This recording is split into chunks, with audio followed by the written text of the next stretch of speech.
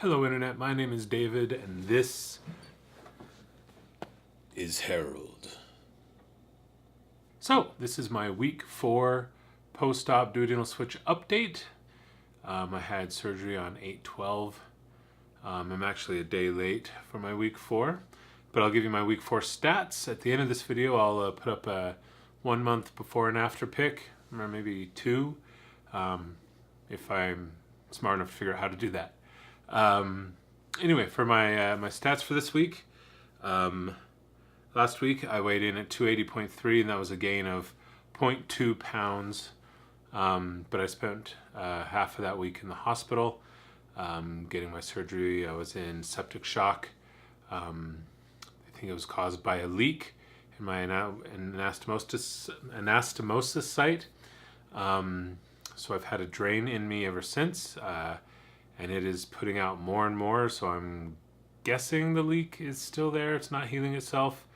I go back to see my surgeon in a couple days, and then we'll figure out where to go from there. I wouldn't be surprised if I have to get a third surgery. What can you do?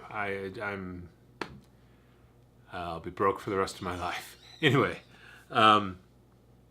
So last week, 280.3. This week, when I weighed in yesterday, which was my actual 4-week mark, I weighed 265.5.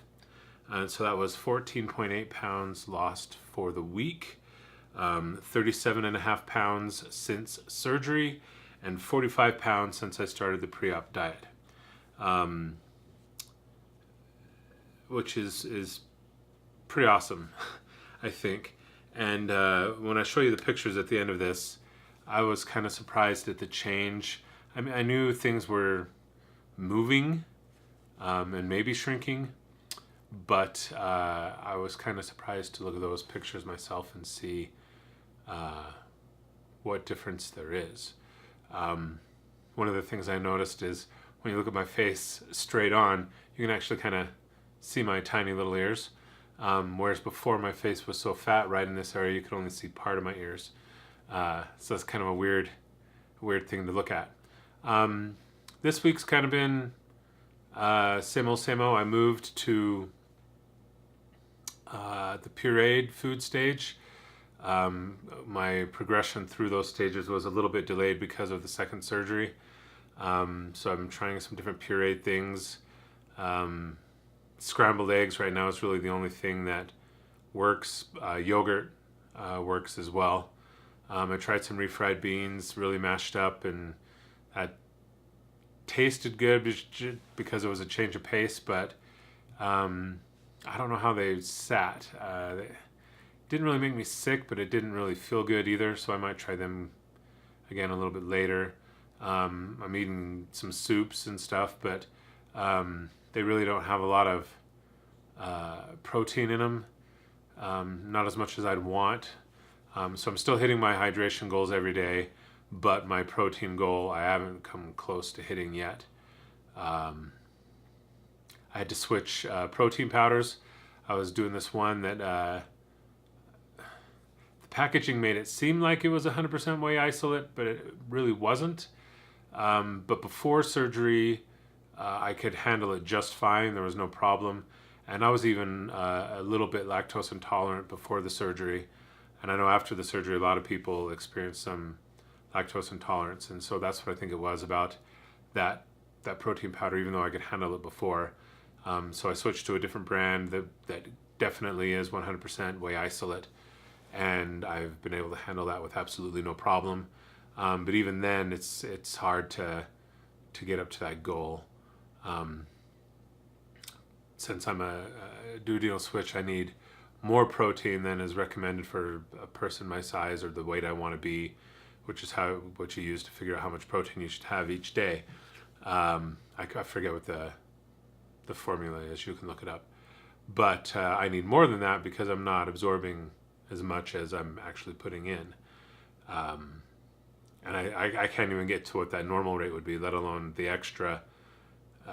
But I'm trying, and as soon as I'm able to move to the soft food stage where I can start incorporating fish and things like that, then I think I'll have no problem getting closer to that goal. I feel okay. I mean, I still have this drain in me. Things are still up in the air as to the leak and what's going to happen. So even though I've lost, a significant amount of weight in 1 week or in 1 month, it's kind of hard to celebrate that right now for me because I don't know what's going to be happening with my drain, with my leak. Do I need another surgery? All of that. Since that's still so up in the air, it's hard for me to relax and just move forward with the journey. But I'm trying, and I'm trying to celebrate the good things and see the silver linings and just move forward with it is what it is. I can't change it. This is where I'm at.